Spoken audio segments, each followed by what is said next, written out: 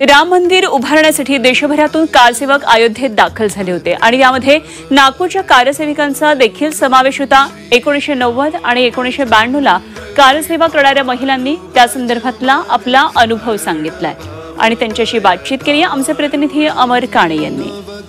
अयोध्येतील राम मंदिराची प्रतिकृती माझ्या मागे आहे। खरं तर अयोध्येतील राम मंदिर साकारावं याकरता शतकांचा असा इतिहास आहे, मोठा असा संघर्ष आहे आणि त्याकरता मोठ्या अशा कारसेवा सुद्धा झालेल्या आहे। नेमका या कारसेवेमध्ये अनेक कारसेवकांचं रक्त सांडलेलं आहे, मोठा संघर्ष त्यांनी केलेला आहे आणि हे जेव्हा कारसेवक तिथे पोहोचले होते कशा पद्धतीने त्यांना यातना झाला, कसा तो संघर्ष होता, अशा अनेक कथा ऐकल्या। पण अनेक कारसेविका सुद्धा त्यावेळी या कारसेवेमध्ये सहभागी झालेल्या होत्या। 90ला एक कारसेवा झाली होती आणि 1992ला एक कारसेवा झाली होती। या चार कारसेविका आहे 1990 आणि 92 या दोन वेळेस ज्या कारसेवा झाल्या होत्या त्यात या सगळ्या सहभागी झाल्या होत्या। आपण त्यांच्याकडून जाणून घ्या नेमका तेव्हाचा माहोल कसा होता, काय तो संघर्ष होता, कशा पद्धतीने बाबरीचा ढाचा पडला तेव्हा तिथलं वातावरण कसं होतं आणि त्यांनी आता म्हणजे तब्बल 3 दशकांनंतर तिथे राम मंदिरात जाऊन रामलल्लांची प्राणप्रतिष्ठा होती। हे त्यांनी स्वप्न जे पाहिलं होतं ते आता अवघ्या काही तासांमध्ये पूर्ण होताना दिसतंय। आपल्यासोबत सरला चितळे जी आहेत। खरं तर जेव्हा हे सगळा संघर्ष सुरू होता एक वेगळा असा माहोल होता। अनेक घराघरातून कारसेवक जात होते, महिलांची संख्या तेवढी लक्षणीय नव्हती, पण आपण आपल्या घरच्या सगळं बाजूला सारून अगदी कारसेवेला पोहोचला होता। 1992ला आपण गेला होता असं सांगितलं। मी 1992ला गेली होती आणि मला 2 लहान मुलं होते, पण सासूबाई आणि मिस्टरांचा सपोर्ट मिळाल्यामुळे मी जाऊ शकले आणि मी राष्ट्रसेविका समितीतर्फे गेली होती आणि आमच्या इथे प्रत्येक महाल जसं प्रत्येक एरिया होतं तसंच महाल एरियामध्ये मी प्रमुख म्हणून गेली होती। माझ्याबरोबर 8 जणी होत्या। आम्ही 5ला तिथे पोहोचलो। 5ला भयानक थंडी होती, डिसेंबर महिना असल्यामुळे त्यामुळे भयानक थंडी आणि तिथे आम्हाला बाहेर सोय केली होती त्यांनी आणि नंतर दुसऱ्या दिवशी आम्ही टेंटमध्ये आमची सोय झाली आणि टेंटमध्ये सगळ्या प्रांतातल्या सगळ्या बायकांना एका ठिकाणी जमवून त्यांनी आम्हाला बाबरी मस्जिदचा जो ढाचा आहे त्या तिथपर्यंत आम्हाला त्यांनी सांगितलं की इथेपर्यंत आपल्याला जायचं आहे आणि ज्यावेळेस तो पहिला ढाचा पडला त्यावेळेस आम्ही खूप आनंद व्यक्त केला, खूप जयघोष केले आणि त्याच्यामध्ये मग ते पोलीस म्हणाले आम्हाला की एक गिरने से कुछ नहीं होगा, ये तो तीनों गिरने को होना, अशी ते त्यांची हे होती आम्हाला आणि त्यावेळेस आम्हाला आनंद गगनात मावत नव्हता। पण त्या ठिकाणी हळूहळू मुलं चढले वरती। इकडे मोठ्या मोठ्या नेत्यांचे भाषणं होत होते की शांतता ठेवा काही म्हणून, पण तरी पण मुलं ऐकायला तयार नव्हते, तरुण मुलं होते आणि त्यांनी ढाच्यावर चढण्याचा प्रयत्न केला। तेव्हाच एक वातावरण वेगळं होतं। 90चा अनुभव पाठीशी होता अनेकांच्या। त्यानंतरही आपण घरनं आपला विरोध नव्हता झाला कारण की 90च्या अनुभवामध्ये बऱ्याच काही गोष्टी घडलेल्या होत्या की ज्या आघात करणाऱ्या होत्या। काही नाही, राम मंदिर आपलं व्हायला हवं हीच एक खूप इच्छा होती आणि मग त्यात काही जर झालं असलं तरी पण काही त्याला हे नव्हतं। त्याच्यामुळे आम्ही अगदी बेधडक रामसेवेला गेलो तो कारसेवक म्हणून। आपला सरला काकूंनी आता आपला अनुभव सांगितलाय। माणिकताई आपल्यासोबत आहेत। माणिकताई तुम्ही पण 1992ला तिथे होता, एक वेगळा असा माहोल होता, कसं वर्णन कराल? कोणता तुम्हाला म्हणजे यातना तर तुम्ही कोणीच म्हणणारच नाही की काय संघर्ष होता तेव्हाचा, काय सांगाल? तेव्हा मी बी फायनलला असेल चंद्रपूर इंजिनिअरिंग कॉलेजमध्ये शिकत होते आणि विश्व हिंदूचं काम करतच होती। घरात खूप सपोर्ट होता, म्हणजे सांगायला मला आनंद होता की माझी आई हार्ट पेशंट होती, तिला सुद्धा कारसेवेला जायची इच्छा होती, त्यामुळे घरून पूर्ण सपोर्ट होता।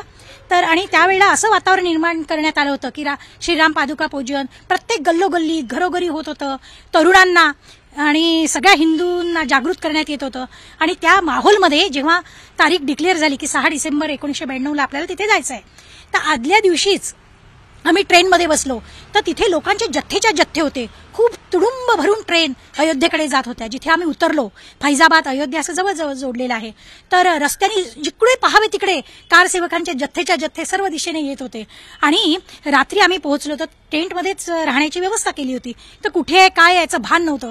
सगळेजण श्रीराम जय राम जय जय राम, श्रीरामचंद्र की जय अशा घोषणा देत होत्या आणि सकाळी दुसऱ्या दिवशी सकाळी 9-9:30च्या दरम्यान आम्ही सगळेजण घोषणा देत त्या बाबरी ढाच्याकडे गेलो. तर अचानकपणे तरुण लोक तिथे धावले. पोलिसांचा म्हणजे गरडा असताना सुद्धा, आणि मग त्यांच्या हाती कुदळ वगैरे होतं आणि ते खोदू लागले बाबरी मस्जिद. आणि एक 15-20 मिनिटांनी इतका मोठा स्फोट झाला की सगळीकडे धुराळा उडला आणि बाबरी ढाचा पडला याचा आनंद सगळ्यांच्या म्हणजे गगनात मावत नव्हता. अजूनही हे सांगताना शहारे येत आहे. तर आमच्या आयुष्यातला तो अतिशय अविस्मरणीय प्रसंग होता. शेकडो वर्ष जो लढा लढला ते आज सत्यात येत आहे हे सांगताना आम्हाला खूप खरं तर आपण 90 आणि 92ला जोशीताई दोन्ही वेळेस गेलेला होता. म्हणजे एकदा जेलमध्ये पण जावं लागलं. कसा तो अनुभव होता? आणि खरं तर घरचं सगळ्यांचं सासूंची परवानगी, पतीची परवानगी होती का? काय सांगाल सगळ्यांना? दोन्ही वेळेला परवानगी तर होतीच. पहिल्या वेळेला म्हणजे बहीण आणि जिजाजी वगैरे होते, त्यामुळे सहजपणे मिस्टरांनी परवानगी दिली. आणि 90मध्ये जे आमच्या आधी कारसेविका गेल्या त्यांना जरा त्रास झाला, पण आम्हाला त्या मानाने काही झाला नाही. आमच्यासाठी त्यांनी एक शाळा ठेवली होती, त्यामध्ये आम्हाला सगळ्या कारसेविकांना ठेवलेलं होतं. तर आमचे कार्यक्रम तसं नजरकैद म्हणून असं म्हटलं जाईल ठेवल्या गेलेलं. तर तिथे आमच्या सकाळच्या वेळेला समिती भरायची, त्यानंतर उद्बोधन व्हायचं कोणाचं. दुपारी तिथल्या मुख्य म्हणजे सांगायला खूप आनंद होतो की तिथल्या बायकांचं आम्हाला इतकं सहकार्य होतं. इतक्या दुपारी त्या सगळ्या तिथे शिंगाडे, केळी वगैरे खूप असत, ते घेऊन यायच्या. तिथे भजनं व्हायचे दुपारी त्यांचा, आणि अतिशय त्या बायकांचा सपोर्ट होता. त्यांना त्या इतकं आम्ही तिथे असल्यामुळे त्यांनाच स्वतःला भरून यायचं की तुम्ही इतक्या दुरून इथे रामसेवेला. तेव्हा जेलमध्ये सुद्धा रवानगी करण्यात आली होती पहिल्या कारसेवेला जेव्हा गेले होते. जेलमध्ये म्हणजे शाळा होती एक, त्यांनी शाळांना सुट्ट्या दिल्या होत्या तिथे, आणि शाळेमध्ये आम्हाला सगळ्यांना ठेवलं होतं. एका रूममध्ये साधारण 4-5 जणी अशा आम्ही होतो. आणि तिथेच असं सकाळी समिती वगैरे भरायची आणि बाकीचे उद्बोधन वगैरे यायचं. पण 2 वेळेला अयोध्येला गेला, आज 30 वर्षांनी ते स्वप्न साकार होते. कसा अनुभव आहे?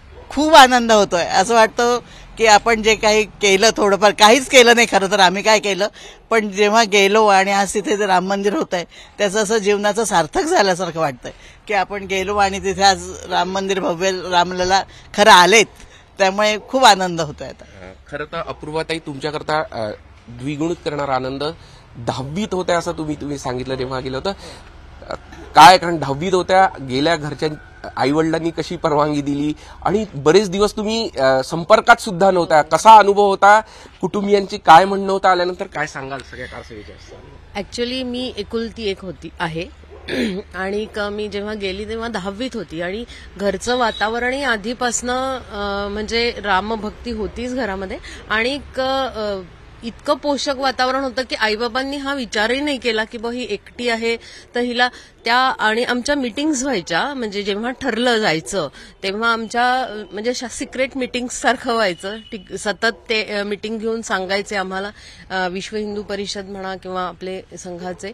आणि मग आम्ही इथनं निघालो जेव्हा, तेव्हा आमच्याजवळ पैसे होते.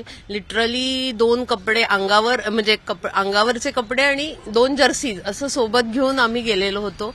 पण जाताना अनुताई सोबत होती, माझी सख्खी मामे बहीण कल्याणी रानडे.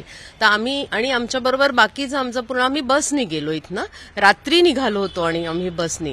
मग दुसऱ्या दिवशी आम्ही इलाहाबादला पोचल्यावर संध्याकाळी आम्ही तिथे एका चौकात, कटरा म्हणून चौक आहे, तिथे आम्ही आंदोलन केलं होतं. खूप नारे देऊन मंदिर वही बनाएंगे आणि असं. तेव्हा इतकं सगळं वातावरण ह्याच्याकरता म्हणजे पोषक नव्हतं वातावरण, त्यामुळे आम्हाला अटक झाली तिथे. मग त्यांनी एक दिवस रात्री आम्हाला सेंट्रल जेलला ठेवलं होतं सगळ्याच महिलांना. आणि मग त्याच्यानंतर दुसऱ्या दिवशी फैजाबादला त्यांनी आम्हाला नेलं आणि तिथे ज्या शाळा त्यांनी बंद केल्या होत्या तिथे आम्हाला ठेवलं. पण इतकं छान तिथे वातावरण होतं की आम्ही जेलमध्ये आहोत तरी पण ह्या सगळ्या जणी सोबत होत्या. आणि मी तर खूप लहान होती आणि त्यांनी इतकं छान सांभाळलं आणि इतकं स्पिरिटेड वातावरण होतं तेव्हा की आम्ही ते पण खूप एन्जॉय केलं. आणि एक दिवस मला अचानक असा पोलिसांनी बोलवलं होतं नावाने की प्रीती सरवटे को बुलाया है म्हणून आम्ही गेलो तर एका तिथले रहिवासी आहेत त्यांनी सगळ्यात लहान कारसेविका म्हणून माझ्याकरता फळांची टोपली पाठवली होती. तेव्हा या सगळ्यांना तेव्हा खूप टेन्शन आलं होतं की पोलिसांनी एकदम अचानक, पण तिथले जे रहिवासी होते ना फैजाबादचे वगैरे त्यांच्याकरता कारसेवक म्हणजे त्या कारसेवकांची किती आम्ही मदत करू आणि किती नाही असं त्यांच्याकरता होतं. मग आम्हाला जेव्हा तिथलं म्हणजे मस्जिदीचं जे काय झालं, गोळीबार झाला आणि सगळं झालं, कारसेवकांना मारल्या गेलं, त्याच्यानंतर मग आम्हाला सोडलं होतं. मग आम्ही बसनी सगळेजण अयोध्येला गेलो. मग तिथे आम्ही रामलल्लाचं दर्शन घेऊन मग नागपूरला परत आलेलो होतो. पण या दरम्यान तुमचा घरच्यांशी संपर्क नव्हता. एकुलती एक घरची मुलगी कारसेवेला जाते, वेगवेगळ्या माहिती त्या काळात येऊन धडकत होत्या, तर काय भावना होती घरच्यांची, आल्यानंतर काय प्रतिक्रिया? आई बाबा म्हणजे आई आम्हाला सांगते की आम्ही रोज रात्री ओवाळेचं ताट तामण हे करून तयार करून ठेवायचो, कारण माझा काही संपर्कच नव्हता. तेव्हा मोबाईल्स नव्हते, जवळ पैसे नव्हते, खायला प्यायला काहीच नव्हतं. लिटरली कारसेवकांकरता जे पुरी भाजीचे पॅकेट्स मिळायचे रेल्वे स्टेशनवर ते खाऊन आम्ही यायचो. आणि मग आम्ही रात्री आलो, एक दिवस रात्री, आणि रेल्वे स्टेशनहून पायी घरी आलो तो नारे देत देत. तेव्हा मग आमच्या फ्लॅटमधले सगळेजण आले, त्यांनी आम्हाला ओवाळलं वगैरे. पण आईबाबांचं म्हणजे आईबाबांना हॅट्स ऑफ आहे की त्यांनी मला कुठलाही मागचा पुढचा विचार न करता अगदी बिनधास्त जाऊ दिलं. आणि म्हणजे त्यांना खूप जण म्हणाले की तुमची एकुलती एक पोरगी आहे, इतकी लहान आहे. त्यांच्या डोक्यात तेव्हा सांगू का हा विचारही नाही आला की आपली एकुलती एक पोरगी आहे आणि तिला कसं पाठवायचं, कारण तेव्हाचं वातावरण इतकं राममय होतं आणि ते जे काय झालं ते त्याच्या कृपेने झालं. आणि मुख्य म्हणजे आता प्रफुल्लनी हे राम मंदिर इथे उभारून माझ्याकरता ते स्वप्न पूर्ण केल्यासारखं आहे की परत आम्हाला आमच्या घरी राम मंदिराची स्थापना झाल्यासारखं, आणि ती रामसेवाच आहे. आम्ही काहीही त्याच्यात वावगं असं केलं नाही. ताई काय सांगाल, खरं तर फैजाबादचा जसा अनुभव सांगितलं, तिथलं वातावरण कसं होतं, लोकांकडनं कसा प्रतिसाद मिळत होता, आणि जेव्हा ही बाबरीचा ढाचा कोसळला त्यानंतर काय भावना होता आणि आजची भावना काय तुमची? तेव्हा थोडं संघर्षमय वातावरण होतं, पण लोकांचा खूप सपोर्ट होता. आता ताईंनी सांगितल्याप्रमाणे खाद्यपदार्थ ते घेऊन येत होते स्वयंस्फूर्तीने अगदी, आणि लहानपणापासून 10वीतल्या पोरीपासून तर सगळ्या बुजुर्ग बायकापासून सगळं होतं. तर त्यांच्या खाण्यापिण्याची व्यवस्था लोक करत होते. पुरी भाजीचे तर सगळ्यांना तयारही पाकिट मिळत होते. पण मला आठवते की आम्ही पण ग्रुप करून पुऱ्या लाटत आहे, तळत आहे आणि आम्ही जेवत आहे एकत्र. पण एक संघ होण्याचा तो जो अपूर्व म्हणजे अनुभव होता की सगळे हिंदू लोक जर एकत्र आले तर काय करू शकतात याचं ते खूप सुंदर उदाहरण होतं. आणि त्यावेळेला जो संघर्ष काळ होता आणि आज त्यांच्या सगळ्यांच्या उरात ते राम भूमीवरच तिथेच मंदिर वही बनाएंगे हा जो नारा होता तो आज साकार होत असताना खूप आनंद होतोय. मंदिर वही बनाएंगे हा एकच निश्चय करून या सगळ्या जणी कारसेवेला गेला होता, आणि त्यांनी जे ध्येय ठेवलं होतं त्याची आज परिणिती होत आहे आणि राम मंदिर साकारला जात आहे, रामलल्लाची प्राणप्रतिष्ठा होत आहे, आणि त्याचाच आनंद या सगळ्यांच्या चेहऱ्यावर सुद्धा दिसून येतोय. झी मीडियासाठी व्हिडिओ जर्नलिस्ट रत्नशील सातपुतेसह अमर काणे, नागपूर.